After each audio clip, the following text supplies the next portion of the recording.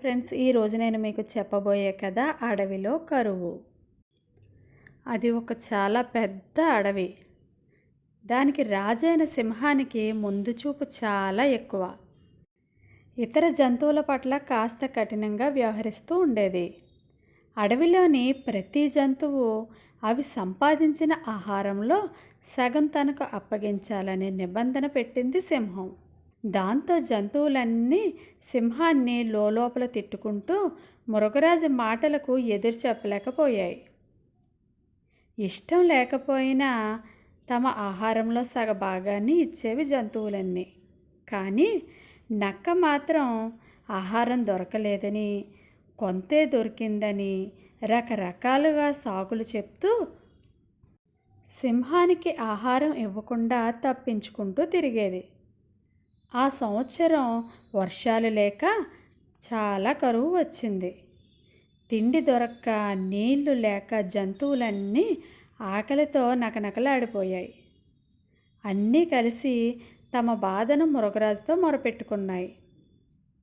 అప్పుడు మృగరాజు వాటిని ఒక గుహ వద్దకు తీసుకొని వెళ్ళింది. మిగతా జంతువులకి ఏమీ అర్థం కాలేదు. సింహం ఎక్కడికి తీసుకువెళ్తుందా అని గుసగుసలాడుకుంటూ నెమ్మదిగా నడిచాయి. అది ఒక ఆహారం నిల్వ చేసే గుహ. ఆ గుహకు కాపలాగా ఎలుగుబంటిని నియమించింది సింహం. మృగరాజు కనిపించగానే అక్కడ కాపలాగా ఉన్న ఎలుగుబంటి నమస్కారం పెట్టి జంతువులన్నింటినీ లోపలికి తీసుకెళ్ళింది. ఆ తర్వాత ఏ జంతువు ఎంత ఆహారం జమ చేసిందో లెక్కలు చూసి అంత ఆహారాన్ని వాటికి రోజు తిరిగి ఇవ్వమని ఎలుగుబంటికి ఆదేశించింది సింహం. ఈ కష్టకాలంలో సింహం ప్రతిరోజు జంతువులన్నింటికీ ఆహారాన్ని అందించడంతో జంతువులన్నీ ఇంతకాలం తాము పడిన కష్టాన్ని మర్చిపోయాయి. సింహరాజు ఎంత మంచివాడో అని పొగిడాయి. నక్క మాత్రం కొంచెం ఆహారం ఇవ్వడం వలన దానికి కొంచెం ఆహారమే ఇచ్చింది. అరాకొరగా ఉండడం వల్ల అసలు నక్కకి ఆ ఆహారం సరిపోలేదు. కరువుతో ఉండడం వల్ల ఇతర జంతువులు ఏవి నక్కకు ఆహారం ఇచ్చేందుకు ఇష్టపడలేదు.